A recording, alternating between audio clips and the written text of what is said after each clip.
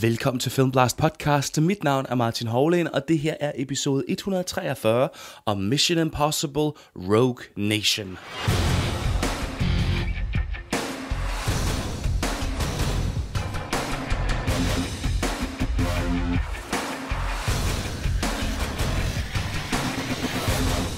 Mission: Impossible Rogue Nation udkom tilbage i december på dansk Blu-ray fra Paramount, både i sådan en standalone udgave og sammen med de 4 andre film i serien i et lille papomslag. Rogue Nation fortsætter lige i hælene på Ghost Protocol og er først og fremmest en actionfilm om 54-årige Tom Cruise, der råber, se mig, jeg laver mine egne stunts. Derudover så handler det om den uhyggelige terrororganisation The Syndicate, det handler om spioner, og det handler om spionage. Men dybest set så er plottet ligegyldigt, og det er udelukkende designet til at få de 7-8 actionscener, som er her i filmen, og de tilhørende eksotiske locations selvfølgelig, til at hænge sammen. Meget Mission Impossible er der desværre ikke tilbage i Rogue Nation. You have to get through 12 feet of concrete and 70,000 gallons of pressurized water without any metal. No oxygen tanks. Benji, stand by to receive. Ethan, you ready?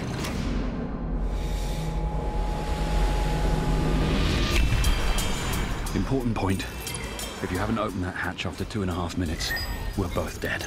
No. Ethan, do you copy? Ethan, abort! Abort now!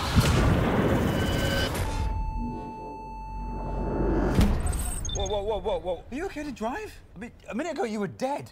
What are you talking about? This is not going to end well.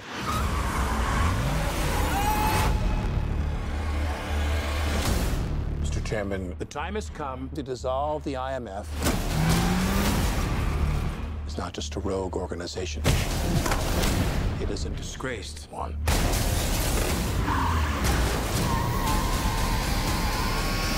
Mission Impossible Rogue Nation er skrevet og instrueret af Christopher McQuarrie, der tidligere har arbejdet sammen med Tom Cruise på Jack Reacher fra 2012 og også på Edge of Tomorrow fra 2014. Og det samarbejde er åbenbart gået så godt, at McQuarrie fik lov til at lave den 5. film i Mission Impossible-serien Rogue Nation, som den hedder.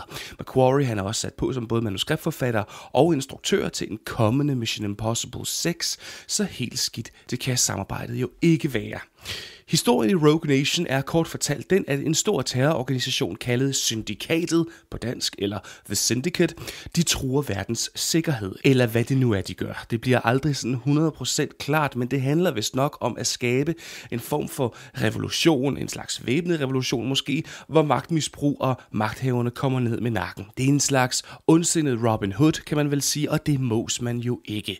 Man får sådan et par få hints her i løbet af Rogue Nation til, hvad det er, The Syndicate har lavet, og det er for eksempel noget med at få fly med vigtige statsoverhoveder til at forsvinde, det er noget med finanskrisen, og så er der vist ikke så meget mere. Jo, dybest set så består organisationen jo af spøgelsesagenter, agenter fra hele verden, der er blevet afskediget eller formodes døde. De her agenter, de her spøgelsesagenter, de vender sig nu mod deres respektive efterretningstjenester for at likvidere de aktive agenter, og selvfølgelig også for at udføre alle de her ubehagelige, lyssky terrorattentater. Og den eneste person i hele verden, der så har opdaget denne her uhyggelige terrororganisation, der har opdaget The Syndicate, det er selvfølgelig Ethan Hunt, spillet af allesammens yndlingsactionmand Tom Cruise. Og problemet er selvfølgelig også, derudover, at ingen vil tro på ham. Ingen vil tro på Ethan Hunt. Mindst af alle CIA-direktør Hunley, han bliver spillet af Alec Baldwin, for Hunley, han vil have lukket IMF efter alle de fadæser, som IMF efterhånden har lavet i løbet af de her 4 film, som vi har haft. Og bumpningen af Kreml i Ghost Protocol i 4'eren her, det var nok dråben, der fik bægeret til at løbe over.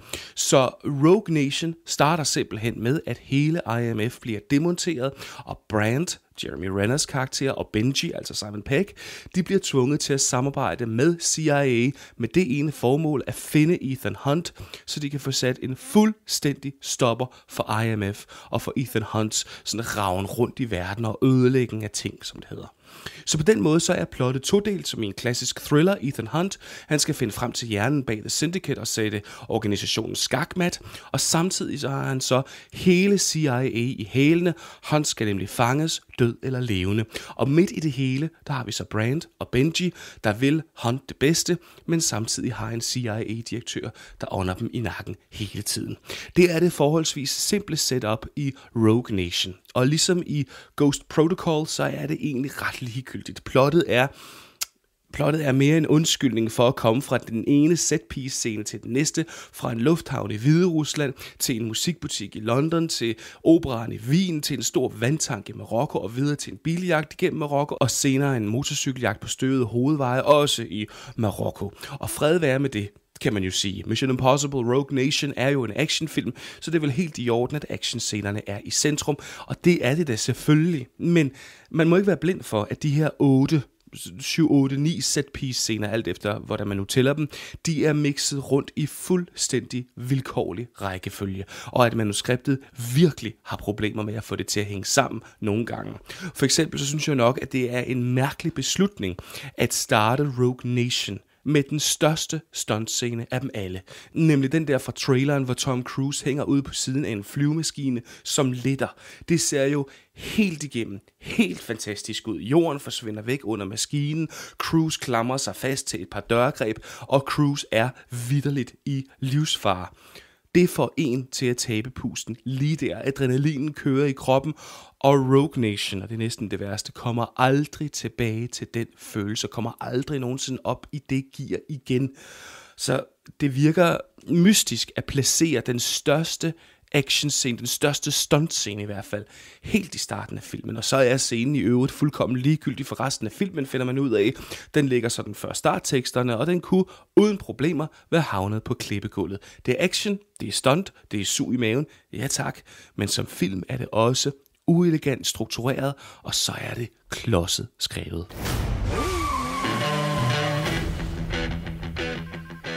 This is Brent. Go secure. Go. The Syndicate is real, and they know who we are. You need cooling. The Rogue Nation, trained to do what we do. An anti-IMF. They're coming after us with everything they've got.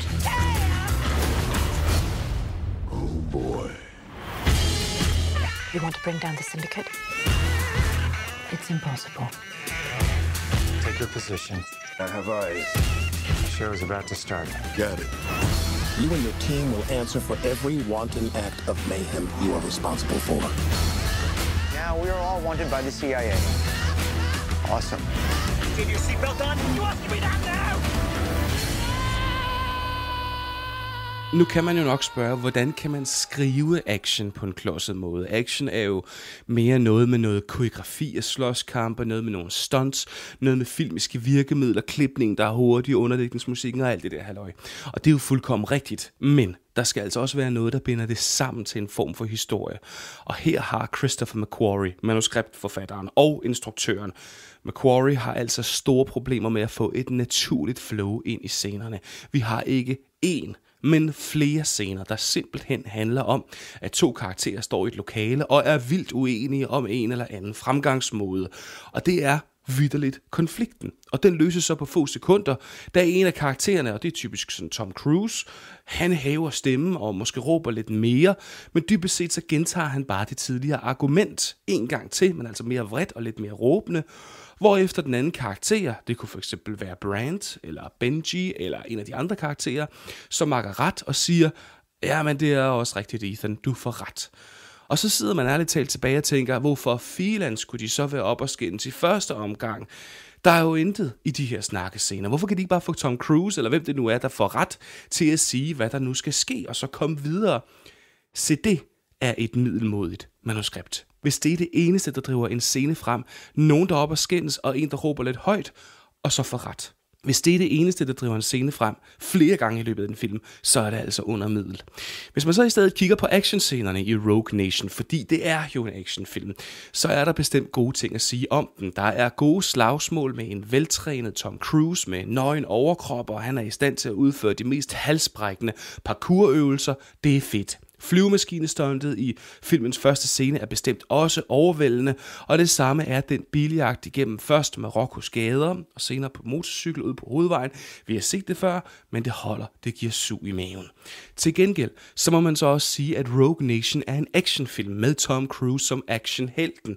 Det er ikke en rigtig Mission Impossible film. Ingen af missionerne her går smooth eller lykkes, fordi vi har sådan et super cool team med masser af gadgets, der bare arbejder fantastisk godt sammen.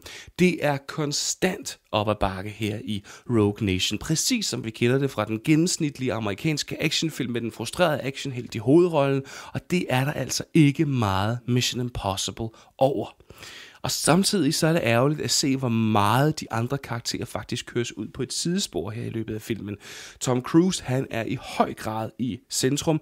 Benji, han er nok med i den her lidt dvaske og laid-back suspense-scene, som vi har i operaen i Wien, men hans fornemmeste opgave er faktisk at agere GPS for Ethan Hunt, der skal slås med et par snigskytter undervejs.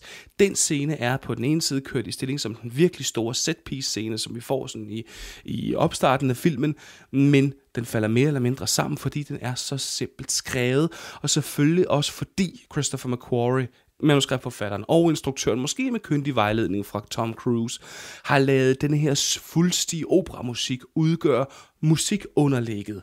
Og det tilfører altså ikke ekstra suspense, skulle jeg hilse at sige, operamusik. Først til allersidst her i Rogue Nation får vi noget, der minder om et reelt samarbejde på banen, og en mission, der er fuldkommen umulig, Mission Impossible, og samtidig afvikles relativt smooth.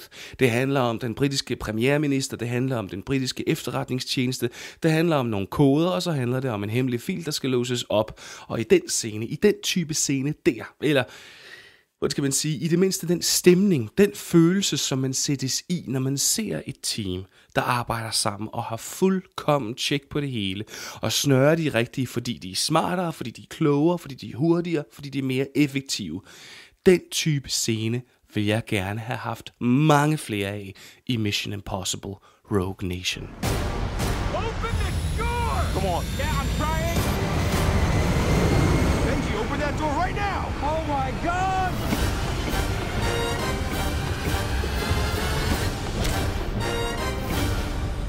Mit navn er Martin Hovland, og du har lyttet til Filmblast Podcast, episode 143 om Mission Impossible Rogue Nation. Filmblast-musikken er skrevet af Sarigama. Tjek ham ud på sarigamamusic.blogspot.com. Og husk også at besøge filmblastpodcast.dk, hvor du kan læse mere om Blu-ray-pakken fra Paramount.